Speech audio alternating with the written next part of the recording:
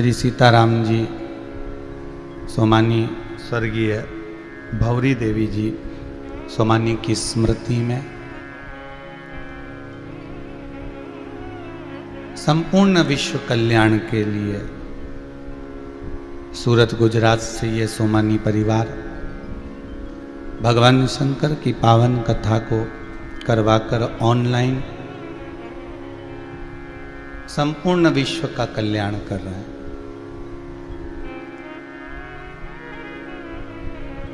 बाबा कृपा करे और मेरा शंभु आप पर भी ऐसी दया करे तो जिंदगी में एक बार ऐसा सत्कर्म, ऐसा आनंद आप भी करें।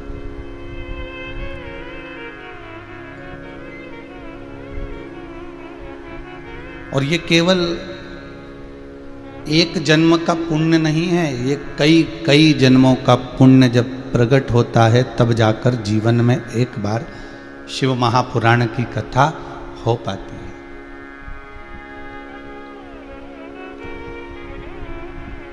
और आप भी जितने श्रोता कथा को सुनने के लिए बैठे हैं, टीवी चैनल के सामने मोबाइल को सम्मुख में रखकर ऑनलाइन शिव महापुराण की कथा को सुन रहे हैं, कहीं ना कहीं आपका भी जीवन का कोई पुण्य ऐसा होगा जो बैसाख के महीने में भगवान शंकर की कथा श्रवण कर कर अपने पूर्वजों को अपन पार लगा रहे हैं।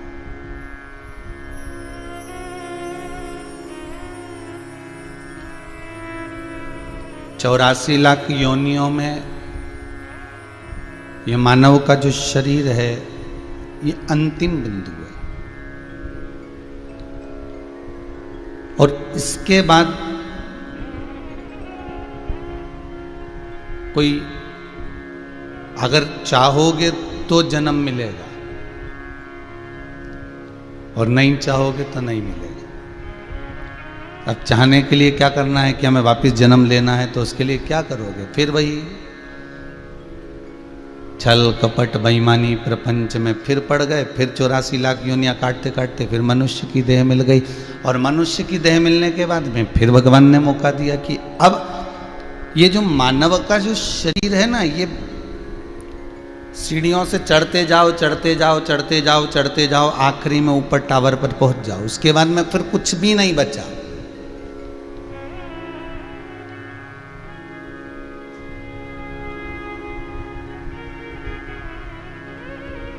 ये मानव का जो शरीर है ना,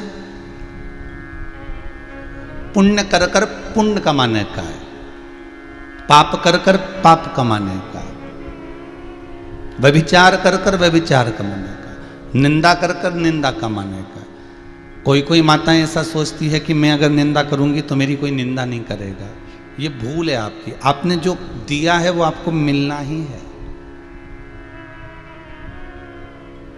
जो आपने प्रदान करा है उसको कोई टाल नहीं सकता। कोई झूठ बोलने वाला ये विचार करे कि मैंने आज झूठ बोल दिया और झूठ बोलकर मैंने इतना कमा लिया या मैंने झूठ बोलकर इतना इकट्ठा कर लिया, अब कोई मेरे को छल नहीं सकता।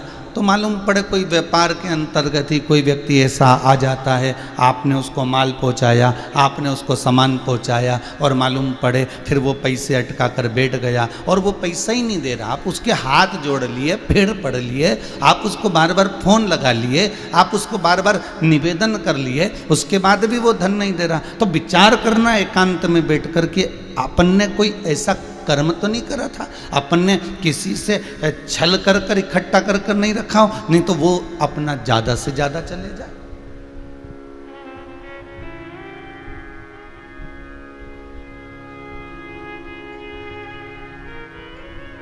एक गांव का व्यक्ति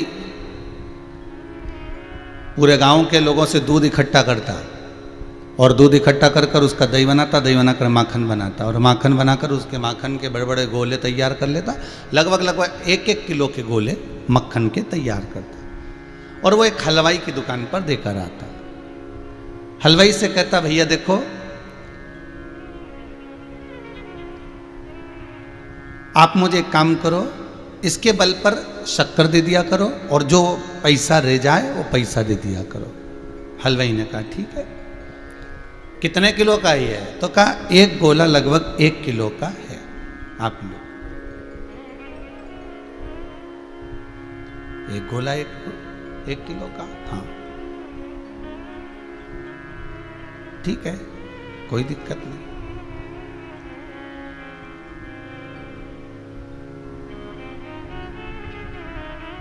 अब जब एक गोला 1 किलो का है और उस 1 किलो के गोले को वो देकर जाता है और शक्कर ले जाता है, शक्कर,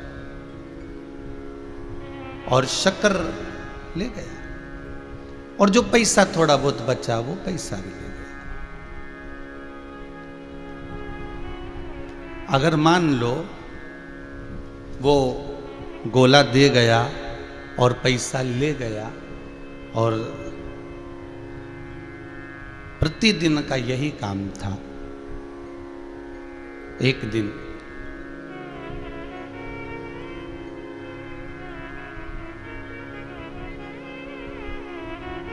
हलवाई ने विचार करा कि इसका जो गोला लेकर आता है जरा मैं तोल के देखूं।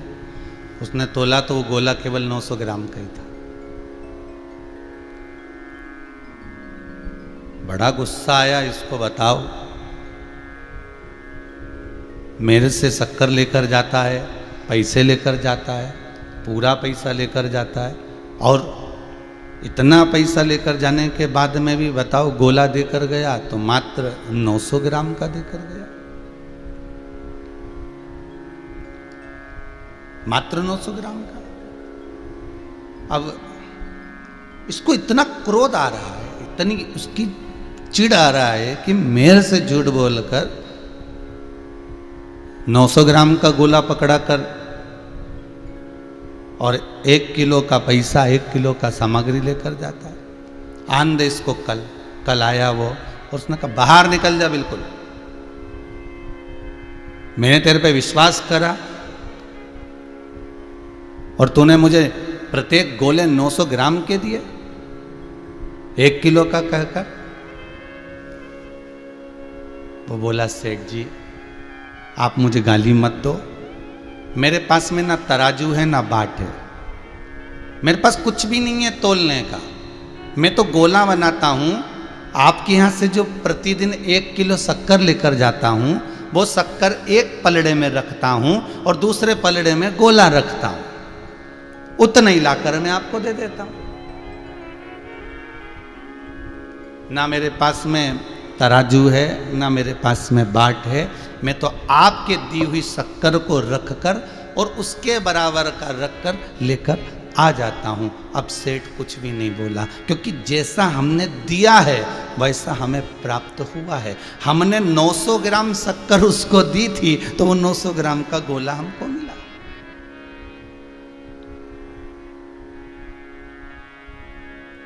इस मनुष्य की देह में, इस मानव के शरीर में हम पुण्य का गोला अगर दे रहे हैं तो पुण्य का गोला ही हमको प्राप्त हो रहा है। इस मानव के शरीर में अगर हम धर्म कर रहे हैं, सत्कर्म कर रहे हैं, कुछ भगवत नाम कर रहे हैं, कुछ स्मरण कर रहे हैं, कुछ कीर्तन कर रहे हैं, कुछ नाम जाप कर रहे हैं, कुछ हम भगवान को भजन कर कर देने का प्रयास कर रहे हैं, तो वही भजन हमको पुनः प्राप्त हो। केवल एक मनुष्य की देह एक ऐसी है जिसमें जो दोगे वैसा आपको मिलेगा। आप नाम मंत्र जाप करोगे, मंत्र जाप मिलेगा। आप स्मरण करोगे, आपको स्मरण ही मिलेगा। तो कहा ये स्मरण कैसे मिल सकता है? तो कहा शंकर भगवान राम नाम का जाप करते हैं और कोई राम जी से जाकर पूछ ले कि तुम किसका जाप करते हो, तो वो शंकर का करते हैं। शिव महापुराण की कथा कहती है संसार का मानव, मृत्यु लोक में रहने वाला मनुष्य जब भगवान का भजन करता है, चाहे राम का करो, चाहे कृष्ण का करो, चाहे शिव का करो, तुम्हारी मर्जी पड़े उसका करो, जब मृत्यु लोक में रहने वाला मानव जिस भगवान का भजन करता है, भगवान अपने स्थान पर बैठकर उस मानव का भजन करता है।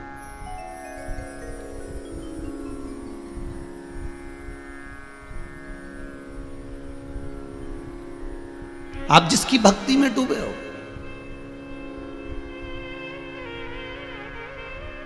आप जिसके स्मरण में डूबे हो। अब देखिए पार्वती मैया तप कर रही है, और माता पार्वती जी जब तप कर रही हैं तो शंकर जी को इसका भान है कि पार्वती तप कर रही है। शिव महापुराण की कथा कहती है, जिंदगी में अगर आप एक व्रत भी कर रहे हो, एक साधना भी कर रहे हो, एक उपास भी कर रहे हो, तो उसकी सूचना उस परमात्मा को है जिस परमात्मा का आप व्रत कर रहे हो, जिस परमात्मा का आप नियम धारण कर रहे हो, जिस परमात्मा की आप आराधना कर रहे हो, उसको मालूम है सब। वो उससे नहीं छूट सकता, उससे बच नहीं सकता, उसको सब ज्ञात है कि आप कर क्या रहे हो। कितना सुंदर कहा है, यदि मनुष्य मानव एक लोटा पानी लेकर जितने कदम चलकर शंकर के मंदिर तक पहुंचता है, एक लोटा पानी लेकर जितने कदम चलकर शिव के दरवाजे तक पहुंचता है, उतने कदम की गिनती दुनिया रखे ना रखे, आप रखे ना रखे, पर उस शंकर के पास में उस कदम की गिनती रहती है। उस शिव के पास में आपके चरण की गिनती रहती है। आपका एक एक चरण, आपका एक एक कदम उसके हिसाब में लिखा हुआ है। 21,600 श्वास जब परमात्मा देता है तो गिनती भी एक एक श्वास की पूरी पूरी रखता है कि इस श्वास के बल पर इसने कितना भजन किया,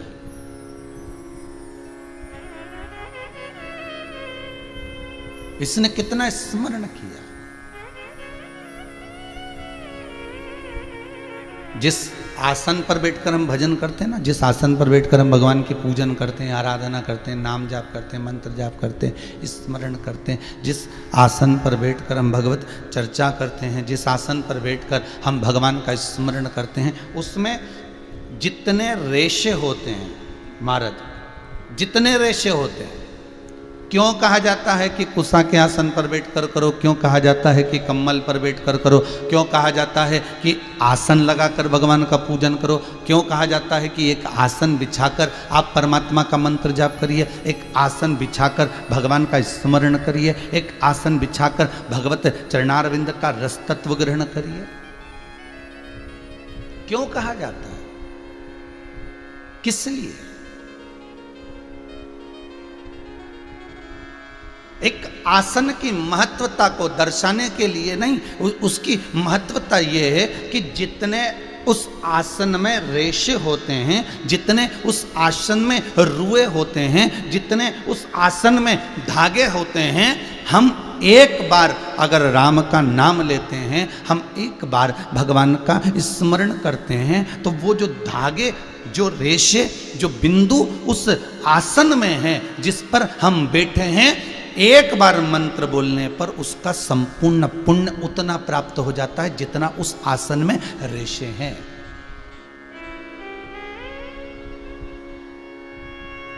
जितने उस आसन में, जितने उस धागे उस आसन में होते हैं, जितनी कुशा, जितना डाब, जितने बिंदु उस आसन में होते हैं, उतना फल हमें प्राप्त हो जाता है, उतना फल।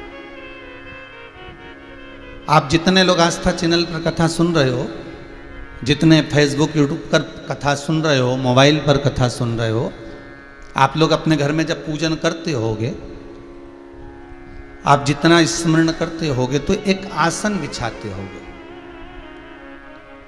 अब एक बहुत अच्छी तरह से समझ लेना, तुम्हारे घर के मंदिर में देवी जी की मूर्ति भी है, तुम्हारे घर के मंदिर में शंकर जी की प्रतिमा भी है, स्वरूप भी, शिवलिंग भी है, तुम्हारे घर के मंदिर में गणेश जी भी है, तुम्हारे घर के मंदिर में शंख देव भी रखे हैं, तुम्हारे घर के मंदिर में घंटाल भी रखा हुआ है, गरुण घंटा, तुम्हारे घर के मंदिर में गणेश जी भी बैठे हैं, तुम्हारे घर के मंदिर में देवता भी बैठे हैं, तुम्हारे घर के मंदिर में कुल देवी भी बैठी है। इतने बड़े मंदिर में और भी देवी देवता हो सकते हैं, उनका नाम हमें ध्यान में नहीं होगा। बद्रीनाथ गए तो बद्री विशाल, केदार गए हो तो केदारनाथ, तो उज्जैनी गए होगे तो महाकाल, काशी गए होगे तो विश्वनाथ, शिरडी गए होगे तो बाबा, तो जितने भी होंगे आपके यहाँ बहुत सारे देवी देवता विराजमान होंगे, ये पक्का। जितने कथा सुन रहे हो ऐसा किसी का घर नहीं जिसके घर में भगवान नहीं, सबके घर में। जो नहीं सुन रहे उनके यहां भी है। एक आले में, एक मंदिर में बहुत सारे भगवान रखे हुए हैं।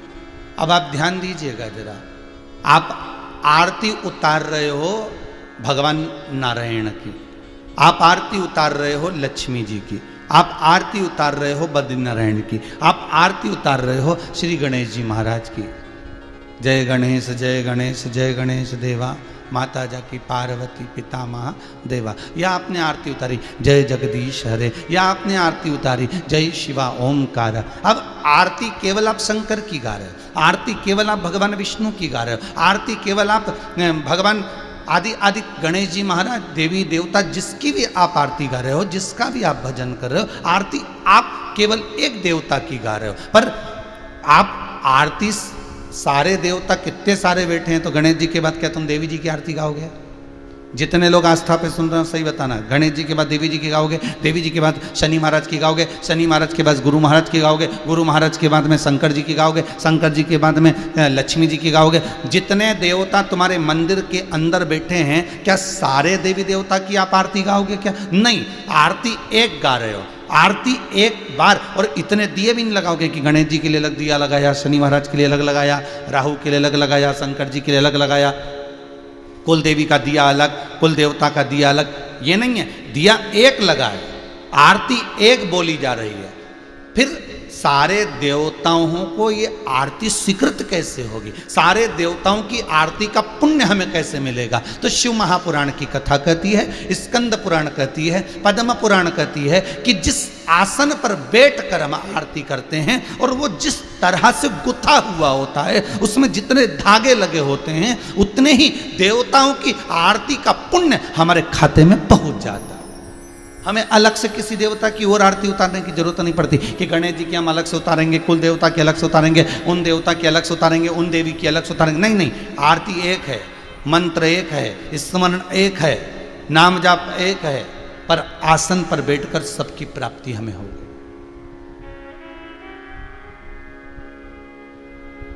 आसन पर बैठकर हमें सब फल की प्राप्ति हो गई, आसन पर बैठकर हमें सब स्मरण प्राप्त हो गया। अरे भाई, हिंदू धर्म में कुछ कुछ स्मरण, कुछ कुछ मंत्र, कुछ कुछ उपास, कुछ पूजन, कुछ दान, कुछ सत्कर्म ऐसे आते हैं कि वो हजारों गुना फल प्रदान कर देते, हजारों गुना। जैसे अभी कल रविवार 23 तारीख त्रिस्पर्शा एकादशी आ रही है। ये पिछले वर्ष के योग में पढ़कर इस वर्ष फिर कृपा कर दी भगवान ने। देखिए, अब ये सोचिएगा कि ये त्रिस्पर्शा एकादशी अभी 2 वर्ष से लगभग बाबा की ये जिक्र, इससे पहले कई साल निकल गए थे तो नहीं आई थी। पर ये सोचो कि ये 2 साल से कोरोना भी आ रहा है, तो ये 2 साल से त्रिस्पर्शा एकादशी भी आ रही है। समझने वाली बात है सब। इससे पहले तो त्रिस्पर्शा एकादशी कई वर्ष निकल जाते थे तो नहीं आती थी, ढूंढ ढूंढ कर रह जाओ तो नहीं आती थी। तो ये 2 वर्ष, पिछले भी वर्ष में भी इसका स्मरण हुआ था त्रिस्पर्शा का, इस बार फिर त्रिस्पर्शा पड़ गई। आखिर क्यों? और 2 साल से ये कोरोना कहर ढा रहा है और 2 साल से ही पंचांगों के अनुसार ये त्रिस्पर्शा आ रही है। विचार करिएगा कि ये भगवान क्या दर्शाना चाहता है, भगवान क्या कृपा करना चाहता है, भगवान क्या करुणा करना चाहता है। कल जो एकादशी आ रही है 23 तारीख दिन रविवार की, त्रिस्पर्शा एकादशी रहेगी, उसके बाद में द्वादशी लग जाएगी और द्वादशी के बाद में फिर त्रयोदशी लग जाएगी। 3 पद्म पुराण का उत्तराखंड वर्णन करता है कि 3 एकादशी के क्रम में त्रिस्पर्शा जब पड़ रही, त्रिस्पर्शा एकादशी के क्रम में जब त्रिस्पर्शा पढ़ रही हो, अर्थात एकादशी भी पढ़ रही हो, द्वादशी भी पढ़ रही हो और त्रयोदशी भी पढ़ रही हो, त्रिस्पर्शा, तो कहते हैं हजारों हजार बार गंगा का स्नान, हजारों हजार बार, कहते हैं हजारों हजार बार गौदान, हजारों हजार बार मंत्र जाप, हजारों हजार बार सारे पृथ्वी के तीर्थ में स्नान, पूजन, दान,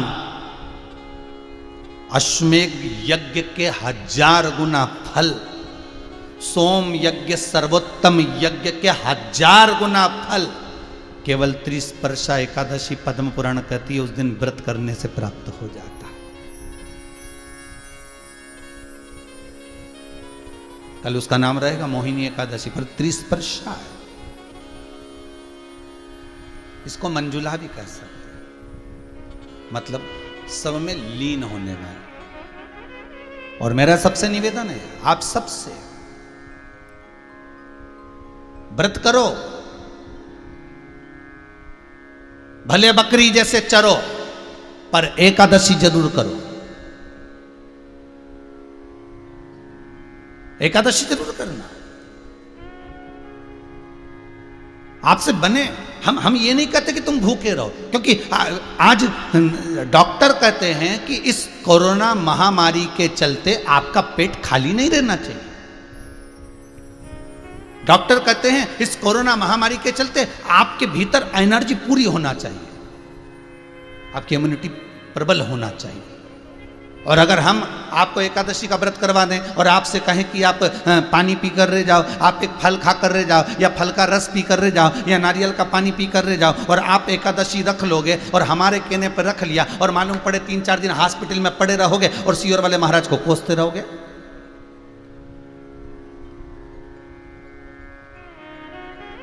अरे भाई, शिव महापुराण की कथा करते हैं, जजमान हमसे पूछते हैं, कई जजमान पूछते हैं, वो तो भले हैं सोमानी जी जिन्होंने एक बार भी नहीं पूछा है, तो कई जजमान हमसे पूछते हैं कि हम व्रत करेंगे कि ना करें, हम करें कि ना करें। सोमानी जी ऐसे निकले, इनसे हमें पूछना पड़ा। तो जजमान हमसे पूछते हैं कि हम व्रत करें 7 दिन शिव महापुराण के कि ना करें। हमने पूछा ये बताओ पहले तुम्हें शुगर वुगर तो नहीं है, बीपी ऊंचा नीचा तो नहीं हो रहा? तो कहे गुरुजी शुगर भी है, बीपी भी। तो हमने कहा खूब प्रेम से तुम तो भोजन करो साहब और कथा सुनो। मालूम पड़े तुम व्रत करो और मालूम पड़े हॉस्पिटल में पड़े रहो तो कथा किसको सुनाएंगे?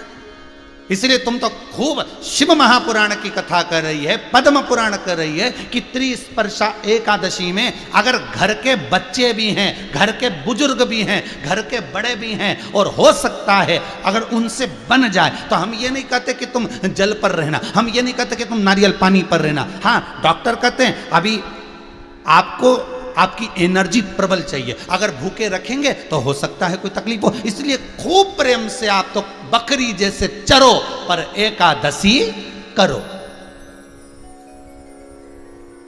और त्रिस्पर्शा को छोड़ना। महाराज, ये वो एकादशी है जिसमें हमने दान करा, पुण्य करा, सत्कर्म करा, भजन करा, मंत्र जाप करा, नाम जाप करा, नाम स्मरण करा, नाम कीर्तन करा, नाम भगवान की भक्ति में जैसे जैसे हम डूबते चले जाते हैं, कहते हैं इसका फल हजारों लाखों गुना हमें अपने आप प्राप्त हो जाता है, अपने आप। ये त्रिस्पर्शा है।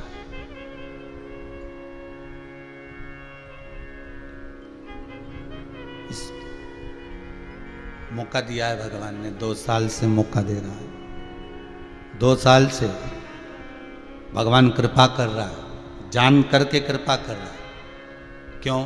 हो सकता है इस कोरोना महामारी में ना जाने कितने जीव चले गए होंगे, और ना जाने कितने जीव चले गए होंगे, और अगर वो जीव गए होंगे और उनके परिवार वाले, उनके कुटुंब वाले, या उनके मोहल्ले में, या उनकी कॉलोनी में, या उनके आसपास के क्षेत्र में, यदि नजदीक के क्षेत्र में भी कोई इस त्रिस्पर्शा एकादशी का व्रत कर लेगा, तो हो सकता है वो जीवात्मा तर जाए। फिर उसकी, क्योंकि अभी जितने भी आप सबने देखा होगा जितने भी अंतिम संस्कार हुए हैं इस कोरोना महामारी के चलते, ना तो उनका पिंड हुआ, ना उनका सही तरह से तर्पण हुआ, ना उनका सही तरह से तिलांजलि हुई, ना उनको सही तरह से अन्न मिल पाया। इतने दिन तक हॉस्पिटल में पड़े रहे, तड़पते रहे, श्वास के बल पर पड़े रहे, वेंटिलेटर पर पड़े रहे और वो जीव चला गया। इंतजार करते करते अपने परिवार तक का मुख नहीं देख पाया। तो उसकी जीव की गति सुधारने के लिए हो सकता है मेरे भगवान भोलेनाथ ने, हो सकता है मेरे नारायण ने इसको 30 वर्षा एकादशी इसलिए दे दी कि जीव का कल्याण हो जाए।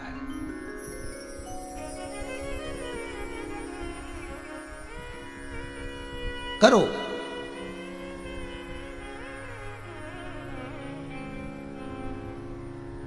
और करने के साथ में मंत्र जाप भी करो। और आपसे निवेदन है, अगर जो व्रत नहीं कर सकते, जो स्मरण नहीं कर सकते, व्रत नहीं कर सकते एकादशी का, मान लो होते हैं ऐसे लोग जिनके नहीं बन पाता, साहब शरीर से नहीं हो रहा, तो मत करो। तो एक काम करो, आप भजन तो कर सकते हो, भजन भी नहीं कर सकते तो मंत्र जाप तो कर सकते हो, और मंत्र जाप भी नहीं कर सकते तो एक काम करो कि 3 घंटा 2 बजे से 5 बजे तक बैठकर शिव महापुराण की कथा सुन तो सकते हो, इतना भी कर लेना तो भी फल। तो कथा जो चल रही है वो आसन पर चल रही है। जिस आसन पर बैठकर हम भगवान की भक्ति को धारण करें, जिस आसन को हम बैठकर भगवान का नाम लेते हैं, घर के मंदिर में ढेर सारे देवी देवता होते हैं, बहुत सारे देवता होते हैं, ऐसा नहीं है, हम मना नहीं करते कि आप क्या देवता मत रखो, आपकी मर्जी पड़े जिस देवता को रखो, आपकी जिससे अच्छी पटे उसको पटा लो, हमारे कोई दिक्कत वाली बात नहीं। आप राम जी से स्नेह करते हो, राम जी को भी रखो, आप कृष्ण से स्नेह करते हो, कृष्ण को भी रखो, आप शिव से स्नेह करते हो, शिव को भी रखो, आप भवानी से स्नेह करते हो, भवानी का स्वरूप आप मंदिर में रखो, मना नहीं है, हमारे किसी के लिए हम मना नहीं कर सकते। आप उन देवी देवताओं को रखिए, पर निवेदन केवल इतना है, निवेदन केवल इतना है कि आपने जिनको रखा है उनको सम्मान पूरा देना, सत्कार पूरा देना, सम्मान से वंचित ना रखिएगा। कि मैं तो भगवान शंकर को ज्यादा रिझाती हूं, इसलिए शिव जी को स्नान कराकर बिठा देती हूँ, बेलपत्री चढ़ा देती हूँ, बाकी के सब देवता उनको प्रणाम कर। तो फिर इससे अच्छा है कि एक ही रख लो।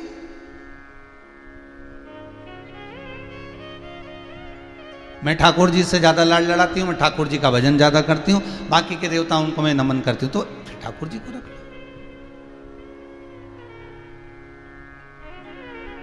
अरे भाई, हम जब सफर पे निकलते हैं, हम जब कहीं जाते हैं, हम जब कहीं निकल रहे होते हैं, तो घर में तो ढेर सारा सामान रखा रहता है, काजू भी रखा है, बादाम भी रखा है, चना भी रखा है, फूली भी रखी है, और मठरी भी रखी है, खुरमा भी रखा हुआ है, ढेर सारा सामान घर में रखा हुआ है। क्या तुम सारे सामान को बांध के ले जाते हो क्या? अरे बोलो तो जम के। नहीं, सामान क्या ले जाते हो? जो तुमको प्रिय लगता है, तुमको लगेगा कि मठरी बना के ले जाऊं, क्योंकि मठरी खुद को पसंद है। और पति को मठरी पसंद नहीं है, पति ने कहा कि मेरे लिए तो चने रख लेना, तो उसके लिए चने रखा। जो चीज तुम्हें प्रिय लगेगी, जो चीज तुम्हें अनुकूल लगेगी, अच्छा लगेगा, तुम उसको लेकर जाओगे। उसी तरह परमात्मा की सेवा में, भगवान की भक्ति में, भगवान की दृढ़ता में, भगवान के स्मरण में आपकी दिल को, आपकी चित्तवृत्ति को जो अच्छा लगे आप उसको जप लो, आप उसकी स्मरण भक्ति में डूब जाओ, आप उसके मंत्र जाप में डूब जाओ। और जब आप उसके मंत्र जाप में डूब जाओगे तो वो स्वयं कहते हैं, हम जिस भगवान का भजन करते हैं, भगवान हमारा भजन करता है।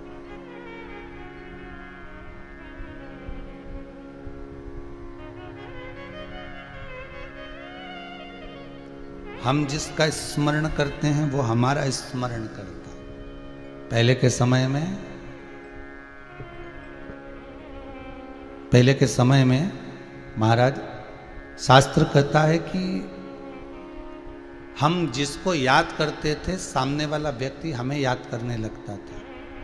महाराज, हम जिसको याद करते सामने वाला व्यक्ति हमें याद करने लगता है। हम जिसका स्मरण करते हैं सामने वाला व्यक्ति हमारा स्मरण, कि हमें उसकी याद आ रही है, हमें उसका स्मरण आ रहा है।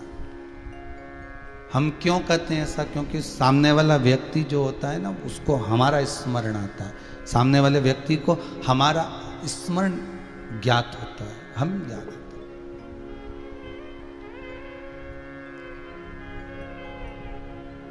नैन लड़े त्रिपुरारी से मैं उनकी हो गई, मेरे मन में नहीं है धीर, सखी में काशी जाऊंगी। चित्तवृत्ति में हम जब परमात्मा को रिझा लेते हैं, चित्तवृत्ति में हम जब परमात्मा को जोड़ लेते हैं, चित्तवृत्ति में जब हम भगवान को अपना बना लेते हैं, तो वो भगवान हमारा हो जाता है। आप एक आसन पर बैठकर एक देवता की भी अगर आरती उतार रहे हो, और जितने देवता आपके उस अलमारी में, जितने देवता आप उसके मंदिर में, आपके पूजा बाड़ी में जितने देवता बैठे हैं, सबका पुण्य फल आपके खाते में आ जाता है, आपके खाते में पहुंच जाता है, वो पुण्य प्राप्त हो जाता है। पार्वती मैया शंकर का भजन करती हैं, पार्वती शिव का स्मरण करती हैं, तो शंकर पार्वती का स्मरण करते हैं। कल हमारे सोमानी जी के बालक कह रहे थे कि कथा में हम जब सुनने के लिए बैठते हैं और हमारे मन में जो प्रश्न आता है, हमारे मन में जो क्वेश्चन आता है, प्रश्न आता है, उसका उत्तर हमें कथा में ही मिल जाता है, हमें कथा में ही प्राप्त हो जाता है। और केवल मैं बालक के लिए नहीं कहूँगा सोमानी जी के, मैं कहूँगा सबके लिए। ऐसे बहुत सारे हैं जो बहुत प्रश्न लेकर बैठते हैं और कथा में उसका समाधान हो जाता है। कथा का मतलब ही वही होता है कि जिसमें व्यथा मिट जाए, जिसमें व्यथाएं समाप्त हो जाए, वो कथा। और मालूम पड़े जो व्यथाएं उत्पन्न करता जाए उसका कथा का कोई क्रम नहीं होता, बहुत सारे संशय उठते चले जाएं, तो उससे मतलब ही क्या।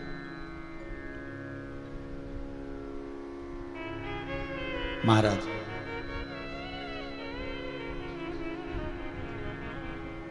पार्वती मैया शंकर की भक्ति में जो लगी हुई थी,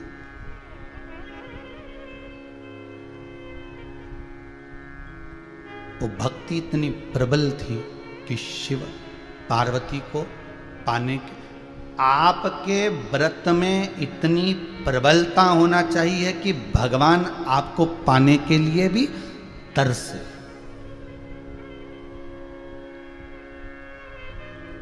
भगवान भी तरसे।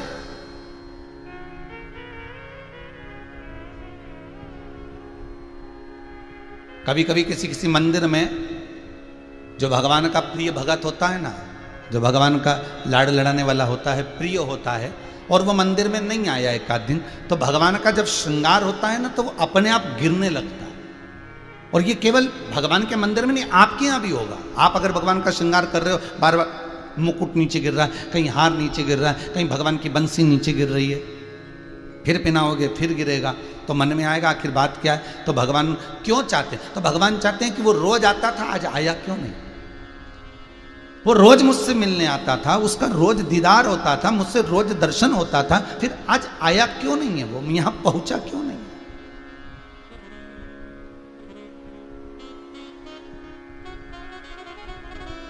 आखिर किससे लिए?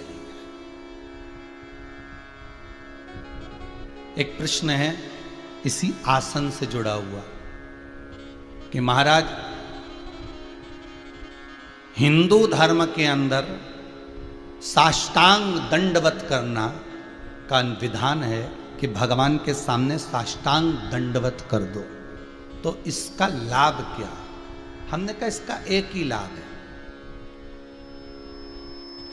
जब हम पृथ्वी का स्पर्श करते हैं, जब हम पृथ्वी पर अपना मस्तक रखते हैं, तो रखते से ही हमारा एक व्यास कंप्लीट हो जाता है। व्यास मालूम है आप लोगों को? जितने लोगों ने टीवी पर कथा सुन रहे हैं, आपने भी कभी ना कभी अपने स्कूल में पढ़ाई करी होगी, उस पढ़ाई में आपने एक व्यास बनाया होगा। आपको मालूम होगा एक प्रकार होता था, उसमें एक कोना होता था और उसमें एक पेंसिल उसमें फंसाई जाती थी। उस नुकेली वाले कोने को रखा जाता था कॉपी पर और उस पेंसिल वाले कोने को रखा जाता था कॉपी के दूसरे सिरे पर। अब केवल एक बार उसको रखना है, अर्थात हमको एक बार परमात्मा के चरणों में दंडवत होना है। और दंडवत होने के बाद जब वो पेंसिल घूमती थी तो एक व्यास बना देती थी, एक गोला एक जैसा बना देती। अर्थात जो वो नोक वाला जो हिस्सा है वो एक बार रखाया, उसके बाद वो व्यास बन जाता था।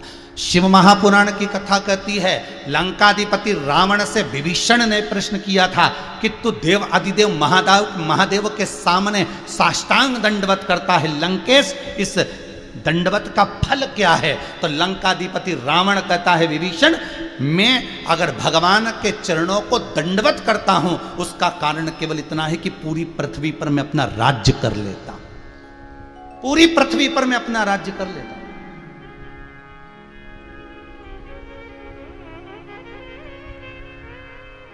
केवल एक दंडवत का फल इतना है।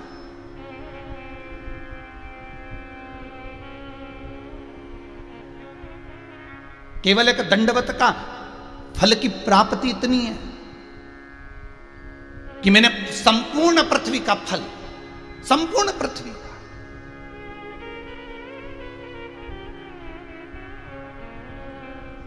जैसे बीले के फल का रस शंकर को चढ़ा देने पर संपूर्ण पाप मनुष्य के छिन्न हो जाते हैं।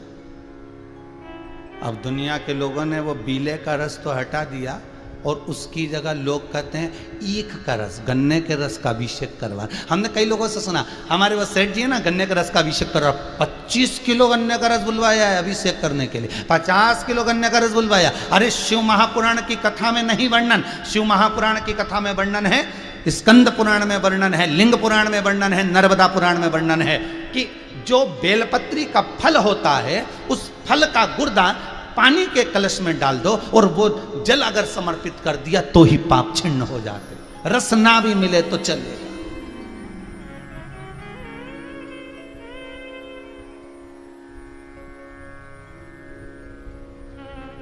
अरे भैया, किसी पुराण में आपने पढ़ा कि पपीते की आहुतियां दो, किसी पुराण में आपने पढ़ा कि पाइनएप्पल की आहुतियां दो, कभी किसी पुराण में पढ़ा कि तुम केले की आहुतियां दो, कि एप्पल की आहुतियां दो, सेव फल की दो, कि आम के फल की आहुतियां दो। संपूर्ण अगर आप जितने भी अनुष्ठान देखेंगे, जितने पूजन के प्रमाण देखेंगे, उसमें एक ही चीज आता है कि बेले के फल की आहुतियां दो। इसमें पपीता नहीं लिखा है, इसमें पाइनएप्पल नहीं लिखा है, इसमें कोई दूसरी वस्तु नहीं लिखी, इसमें एक ही लिखा कि बेले की आहुतियां देना है,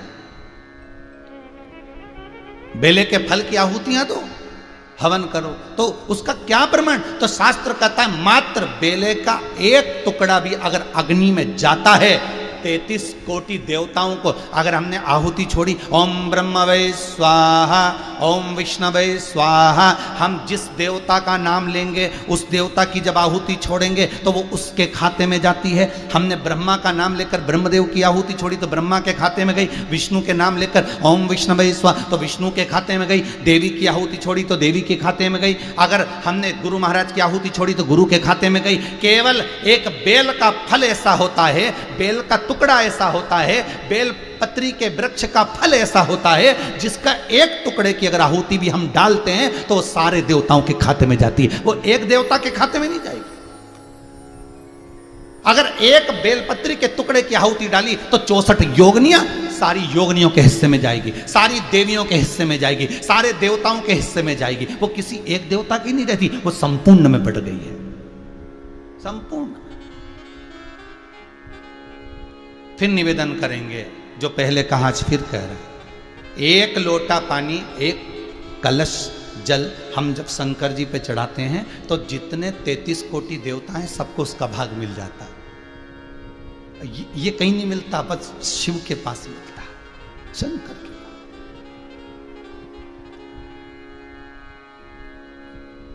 वो कहीं मिल नहीं सकता, बस मिलेगा तो वही। तो ये जो व्यास है, कई लोग कहते हैं बताओ दंडवत करके ढोंग कर रहे हैं। ढोंग नहीं कर रहे हैं, संपूर्ण ब्रह्मांड को अपना कर रहे हैं। अब लोगों को शर्म आने लगी है दंडवत करने में। कपड़ा देखना पड़ता है, गंदा तो नहीं हो जाएगा। और नरक कपड़न से डरत है और नरक पड़न से नहीं। आज कपड़ों से डर लग रहा है कि दंडवत करेंगे तो कपड़ा गंदा हो जाएगा, अगर दंडवत करेंगे तो ये कपड़े बेकार हो जाएंगे। हमने तो कई कई लोगों को यहां तक देखा है कि मंदिर के अंदर अगर जाते हैं तो पांव में जो जूते पहन कर गए हैं, उस जूते के जो मोजे होते हैं, सॉक्स जो होते हैं, उसको पहनकर भी मंदिर के अंदर चले जाते हैं।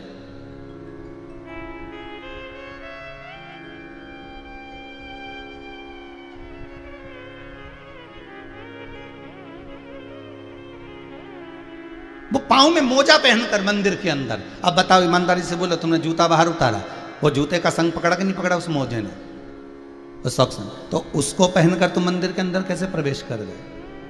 उसको पहनकर तुम मंदिर में कैसे प्रवेश कर गए? पर एक चीज हमको देखने को मिलती है हमारे गोवर्धन नाथ जी के चरणों में, श्री गिरिराज महाराज के चरणों में। गोवर्धन नाथ जी पर जब दूध चढ़ाने के लिए लोग आते हैं, जूता उतार आते हैं और मोजे अगर पहने रहते हैं, तो ब्रज के पंडा, गिरिराज जतीपुरा के पंडा, गोवर्धन नाथ जी के पंडा कहते हैं चलो पहले ये मोजे उतार कर आओ, पहले ये सॉक्स उतार कर आओ, उसके बाद हाथ धो, खासा करो, उसके बाद तुम दूध चढ़ाओ, उसके बाद तुम जल चढ़ाओ।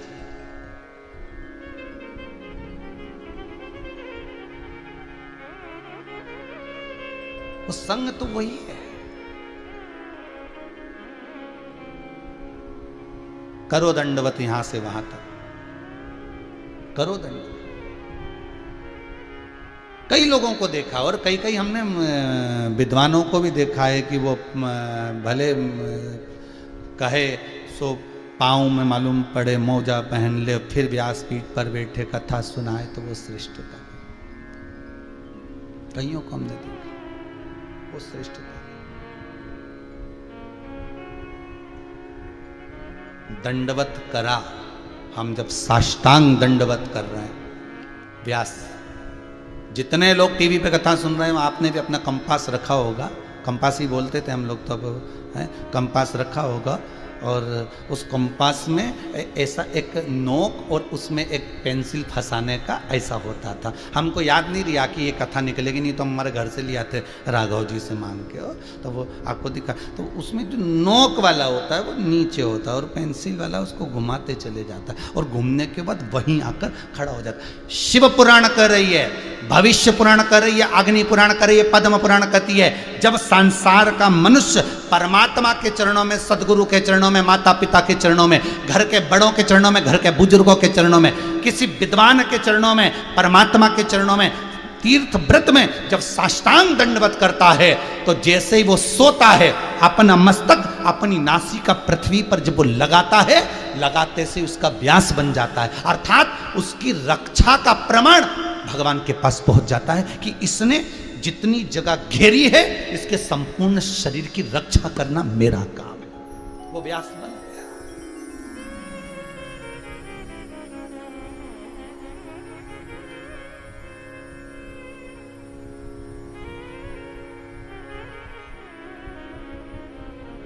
अब आप जितनी जगह घेर कर प्रणाम करें हैं, दंडवत करें, अब वो गया समय, अब तो झुक के प्रणाम कर लेते हैं। अब वो भी समय गया, फिर धीरे धीरे समय आया घुटने ही पढ़ लेते हैं। अब घुटना पढ़ना भी गया, जय श्री कृष्णा साहब दूर से। अभी तक खैर कोरोना महामारी चल रही है, दूर से राम राम होना चाहिए, वो ठीक है, पर परमात्मा के दरवाजे पर, भगवान की चौखट पर, भगवान के स्मरण में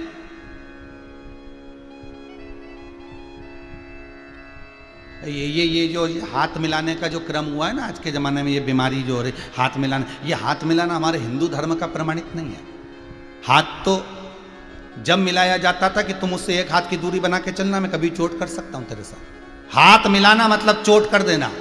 जब जब दो संधि मिलते थे, जब जब दो दोस्त मिलते थे, जब जब दो मित्र मिलते थे, जब जब परमात्मा मिलता था, तो परमात्मा से मिलने के लिए लोग दंडवत करते थे, क्योंकि भगवान की मूर्ति इसको गले तो लगा नहीं सकते, तो दंडवत करते थे कि मैंने तुम्हें आलिंगन कर लिया। मित्र मिलते थे तो आलिंगन कर लिया, संधि मिलते थे तो आलिंगन हो गए। हमारे दंडवत करने में हमारा अभ्यास है, हमारे दंडवत करने में हमारी रक्षा है, सुरक्षा है, स्मरण।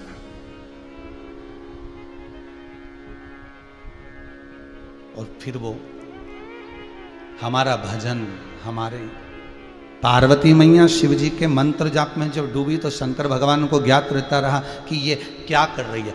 आप अगर एक व्रत कर रहे हो, चाहे एकादशी का करो, चाहे प्रदोष का करो, चाहे सोमवार का करो, चाहे मंगलवार का करो, चाहे शनिवार का करो, आप जिस देवता का व्रत करते हो, जिस भजन को, जिस व्रत को आप करते हो, वो देवता की दृष्टि आपके ऊपर रहती है।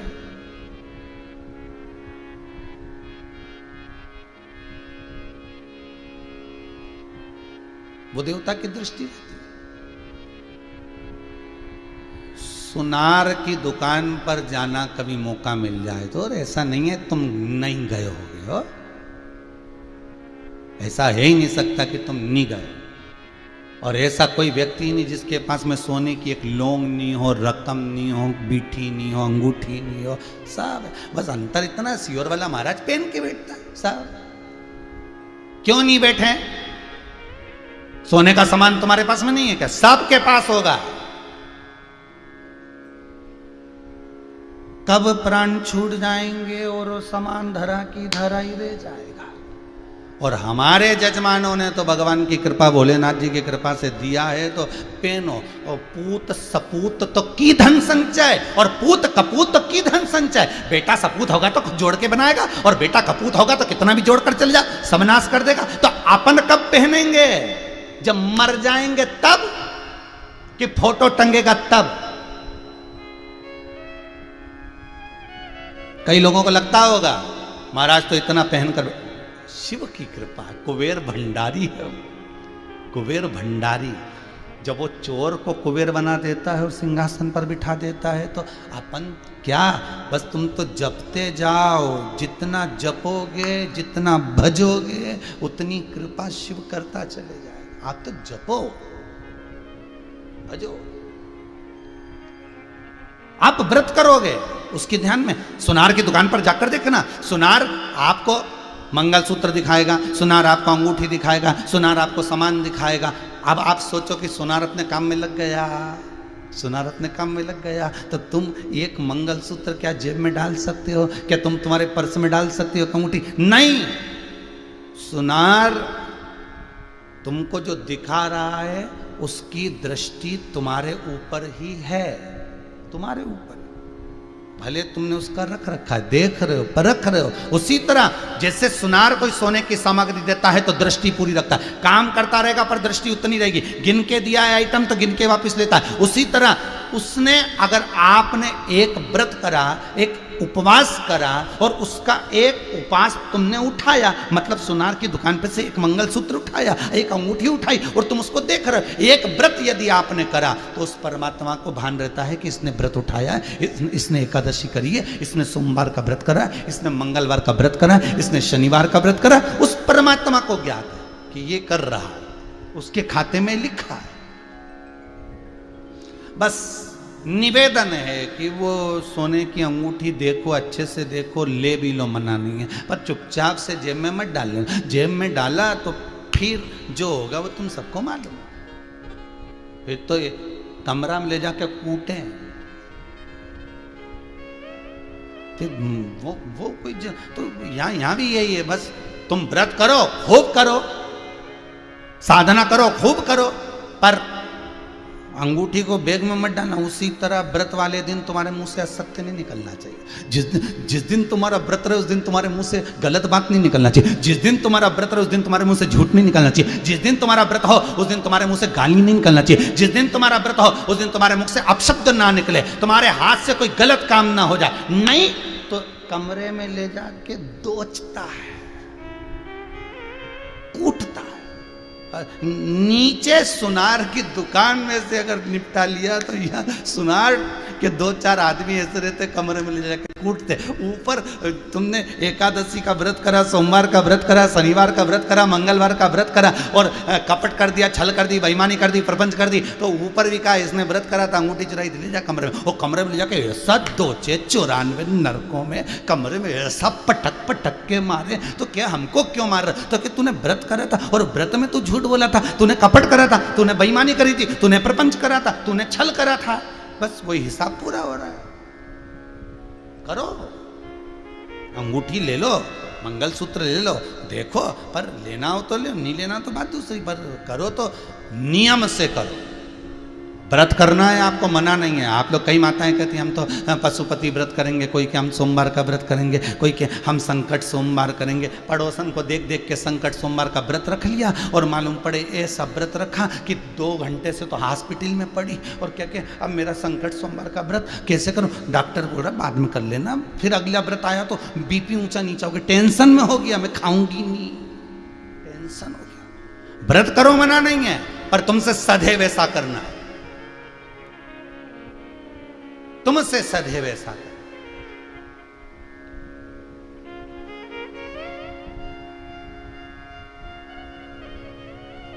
जिनका व्रत होता है वो घर से चलते समय व्रत का आइटम भी लेके चलते हैं। नी मिला तो अपना ही निकाल के खा लेंगे, अन्न नहीं मिला कहीं तो फिर बस यही है। व्रत वाले दिन इतना भजन कर कर चलना कि अपना आइटम निकाल कर खा लो। ऊपर जैसी दोचने की बारी आए तुरंत निकाला और दे दिया, ये पकड़ मंगलसूत्र का पैसा, ये पकड़ अंगूठी का पैसा। मारना मारना मत, ये अपा अंगूठी का पैसा ले ले, रख लिया ना पर्स में, कोई बात नहीं, ये अंगूठी का पैसा पकड़ो, ये मंगलसूत्र का पैसा पकड़ो। तो था तो पहले क्यों नहीं दिया? तो कि मैं तो विचार, तो ऊपर भी जाओ और वो कहे कि तूने झूठ बोला था, कपट करा था, बेईमानी करी थी, प्रपंच करा था, तो तुरंत कह देना, पल्लू में से खोल के दे देना, शिव महापुराण सुनी थी आधा घंटा के, ये ले छोड़, मेरे को जान दे, और शिव महापुराण का पुण्य दे देना, छोड़ देगा। फिर तो सुनार के हाँ ये ठीक है, चलो निकलो, कोई बात नहीं, और बोलो क्या दूं? फिर तो पूछेगा, शिव पुराण का जैसे पुण्य दिया तो पूछा जाएगा, फिर और क्या दिया जाए साहब, बोलिए क्या बात है, बोलो।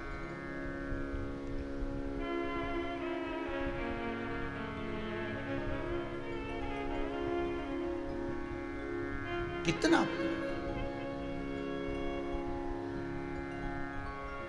अच्छा, किराने वाला किराना बेचता है, कपड़े वाला कपड़ा बेचता है, ठीक है, और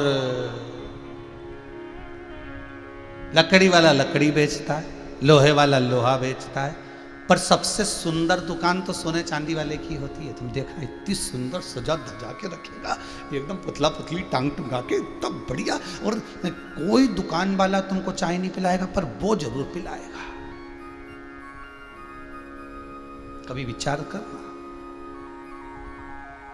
वो पिलाएगा। उसी तरह वो परमात्मा है, वो सब कुछ व्यवस्था रखता है। मंत्र जपोगे, भजन करोगे, कीर्तन करोगे, स्मरण करोगे, नाम जाप करोगे, तो वो कह देता है मेरे पास में बहुत तरह तरह के आइटम हैं, 94 तरह का नरक और ये बैकुंठ है, ये गौलोक धाम है, ये कैलाश पर्वत है, ये ब्रह्मलोक है, ये देवलोक है। तुम जितना भजन करा है, जिस वैरायटी का आइटम चाहिए माल देना पड़ेगा। तुमने कहा मैंने शिव महापुराण की कथा सुनी है, तो कह देगा जाओ इनको जरा हीरे की अंगूठी दिखाओ, कैलाश पर्वत छोड़ के आओ। अगर तुमने कहा कि मेरे पास में इतना रुपया है, मैंने भगवान विष्णु का भजन करा, तो कहेगा इसको बैकुंठ छोड़ के आओ, ले जाओ इसको जरा बढ़िया गोल्डन रूम दीजिए। तो ये आपके ऊपर है कि आपको चाहिए क्या, आपको क्या चाहिए, ये आपके ऊपर। एक कथा पहले सुनाई है, वही कथा का प्रमाण फिर लेते हैं। एक पंडित जी कथा करते थे, बड़ी सुंदर कथा बाजते बाजते पंडित जी मर गए, बैकुंठ गए। बैकुंठ का दरवाजा बंद था। चित्रगुप्त महाराज से पूछा, महाराज जी दरवाजा कब खुलेगा? तो कि कल सुबह खुलेगा 9 बजे। हर एक चीज का एक समय होता है। जैसा भी वैक्सीन लगवा रहे हो, 18 साल का व्यक्ति अगर लगवाना चाहता है तो उसका पहले बुकिंग कराओ, 9 बजे ऑफिस खुलेगा, उसमें टच करके आप लिख के डाल दो हमको ये आईडी, ये ऐसा और ये ऐसा, और फिर वो तारीख दे देगा, इतनी तारीख को तुम इतनी बजे पहुंच जाना। तो बैकुंठ में भी तारीख, बैकुंठ में भी स्थान, समय। पंडित जी तो अब मरने वाले तो कभी भी मर जाए, परंतु उनको क्या एकदम डायरेक्ट दरवाजा खुला है कि अंदर चले जाओगे? हैं, खड़े रहो बात। अब पंडित जी लाइन में खड़े हो गए, तो लाइन में पंडित जी खड़े थे, इतने सारे लोग खड़े थे, और पंडित जी जिसके पीछे खड़े थे वो एक बस का ड्राइवर था। जीन्स मीन्स पहना था, पंडित जी धोती कुर्ता बगलबंदी वगैरह सब पहने, तिलक विलक सब लगाए, और एक जो आगे खड़ा था ना वो जीन्स पहना था और टोपी भी लगाया हुआ था, और उसके कहीं 2-4 जगह से बनियान और जो जीन्स थी उसमें थेगड़े भी लग रहे थे, मतलब 2-4 जगह से फटी हुई थी। फटी क्या कह सकते, डिजाइन थी वो, ठीक। अब वो जूता वूता भी पहना था, बढ़िया मौजा जूता, बढ़िया जोरदार, और चाबी घुमा रिया था बढ़िया आराम से, और खड़ा हुआ, और पंडित जी उसके पीछे खड़े। अब सुबह 9 बजे दरवाजा खुला बैकुंठ का। जैसे बैकुंठ का दरवाजा खुला, सबसे पूछा तुम कौन? तो कोई बोला हम ये, कोई बोले हम वो, तो क्या तुम वहाँ चले जाओ, तुम वहाँ चले जाओ। अब ये बस का ड्राइवर आया, इससे पूछा तुम कौन? हम बस के ड्राइवर हैं। अच्छा एक काम करो, सामने एसी का रूम है, डनलप का गद्दा लगा है, चांदी की थाली में भोजन आएगा, सोने के कटोरे लगे रहेंगे, दासियां पंखा झेलेगी, उसमें तुम चले जाओ। फिर तो चलो अंदर। अब ये गए इसके पंडित जी ने मन में विचार करा कि बस के ड्राइवर को इतना जोरदार रूम दिया तो मुझे कितना जोरदार मिलेगा, क्योंकि मैं तो कथा करता, मैं तो प्रवचन देता, मैं तो सत्संग करता। और जो बस का ड्राइवर के बाद में पंडित जी आए, पंडित जी ने चित्रगुप्त महाराज बोले तुम कौन? हम गांव के पंडित जी, कथा करते थे, पूजन करते थे। अच्छा एक काम करो, सामने जो झोपड़ा दिख रहा है वो झोपड़े में चले जाओ, उसमें चक्की रखी है, गेहूं डाल डाल के पीसते रहना, चूल्हा रखा है, भोजन बनाते रहना, और गोदड़ी रखी है, बिछा लेना, चटाई पे सोना, गोदड़ी ओढ़ लेना। पंडित जी के तो कांटे से खून में।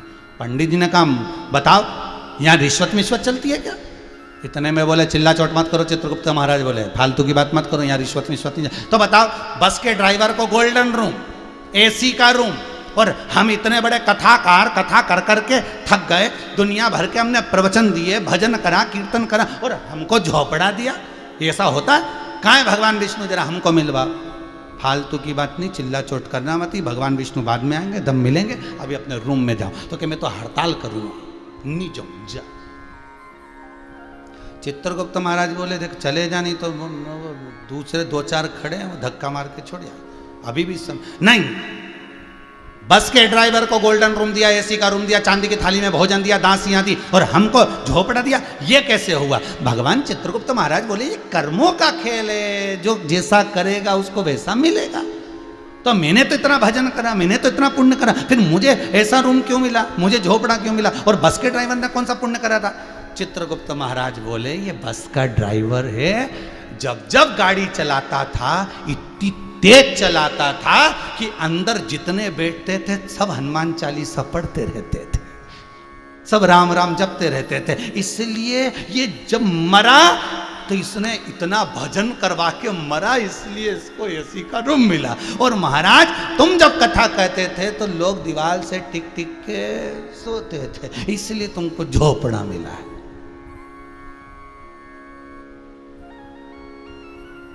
उसके यहाँ बड़ा विचित्र हिसाब है साहब, उसके हिसाब को नहीं जान सकता कहीं का। इतना जोरदार जोरदार लिखा पढ़ी करे, अपने यहाँ तो एक सीए, अपने यहाँ एक ऑफिसर लिखता रहे, एक मुनीम लिखता रहे, उसके यहाँ तो कितने कंप्यूटर लगे, कितने एक एक कंप्यूटर में हिसाब है। झूठ कितनी बार बोला? 652 बार। वो झट से निकाल देगा कि इतने श्वास निकली, इतनी तारीख को पैदा हुआ, इतनी बजे पैदा हुआ, इतनी बजे मरा, इतनी घड़ी में मरा। अब इस बीच में हिसाब लगा, सब कंप्यूटर अलग अलग, सबके पास हिसाब अलग अलग। झूठ का हिसाब उस कंप्यूटर में, छल का हिसाब उस कंप्यूटर में, कपट का हिसाब उस कंप्यूटर में। एक बटन दबा बस वो क्लिक, सब हिसाब सब देख।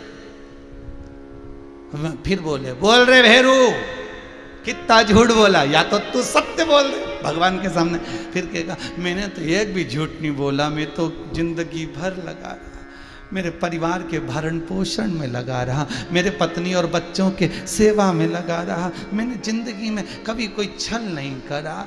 तो इतने में भगवान बोले, पत्नी, बच्चे, कुटुंब, कबीला, ये सब तुझे क्यों दिया? देने का कारण केवल इतना था कि तू जो पुण्य करेगा उसको पाप में बदलने के लिए, ये तू कमा कर लाएगा, इनको देगा, वो छल कपट बेईमानी पर सब, इसलिए तो हिसाब लगा ले। और वो हिसाब लगाया, आखिरी में शून्य पाया, रो दिया, बिलख दिया, तड़पने लगा, मुझे परेशान मत करो।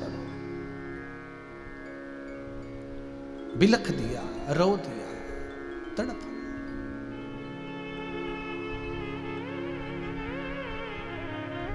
चित्तवृत्ति में अशुद्धता।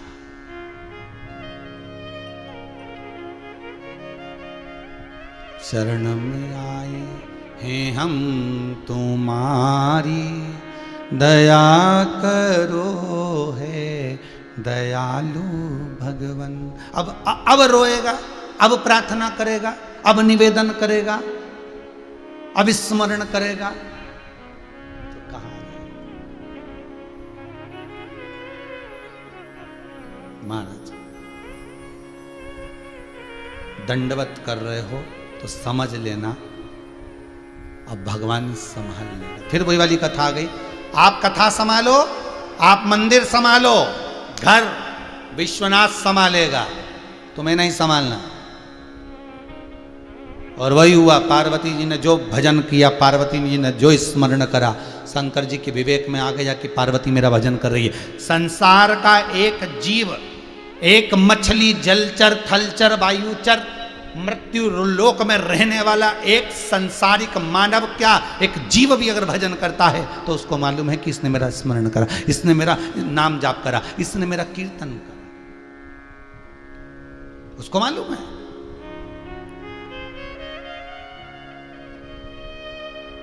एक कथा मिलती है, एक व्यक्ति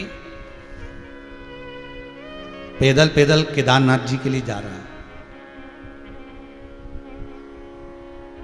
पैदल पैदल जा रहा है केदारनाथ।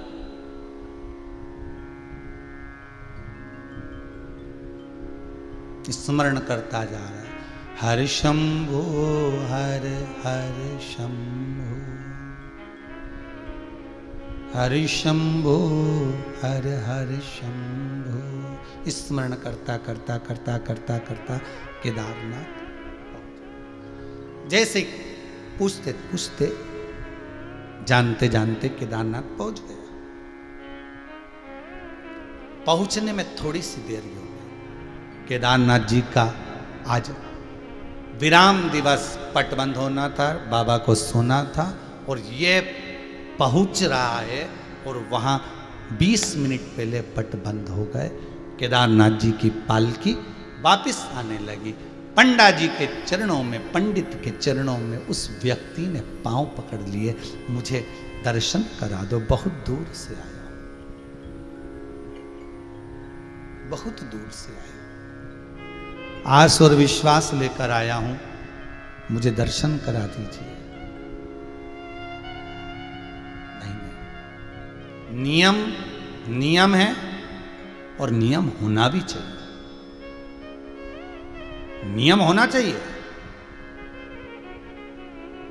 हम तो आप लोगों को पहले भी कहें, जिंदगी में एक नियम बनाकर चलो, कोई भी एक नियम बना लो कि मैं शंकर जी के मंदिर में एक दाना चावल का चढ़ाऊंगी।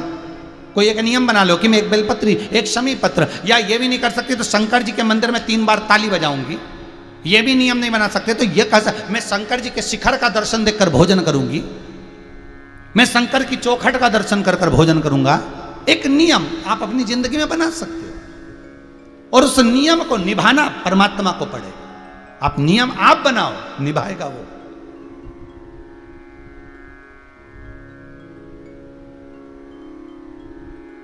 नियम आप बनाइए, वो निभा सकता है।